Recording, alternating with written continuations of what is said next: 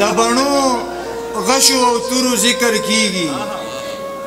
د بڼو غشو او تورو ذکر کیږي شیخ چې خاندي نو د حورو ذکر کیږي د بڼو غشو او تورو ذکر کیږي شیخ چې خاندي نو د حورو ذکر کیږي میخانه کې د انګورو قصه شروع ده په جومات کې د کجورو ذکر کیږي میخانه کې د انګورو قصه شروع ده په جومات کې د کجورو ذکر کیږي یو نوی نظم ویم نوی نه جوړ دی خو لکه ویلی مې چېرته نه دی که نه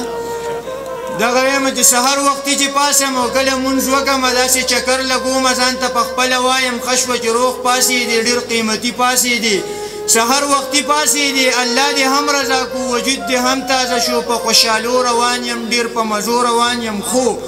زما خوږه یاره هلته کې ته رایاد شي یو خوا ته ډډه شمه هلته کې ښه وژاړم سترګې مې دواړه سرې شي ګریوان په اوښ کلون شي ښه ځان له زړه سپک کمه چې کله بیرته راشم خلک څه داسې وایي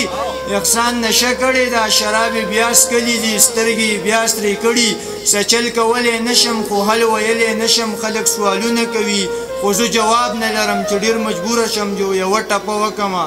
جانانه خپل وطن ته راشه خلک په ما د شرابي ګمان کوي ډېره مننه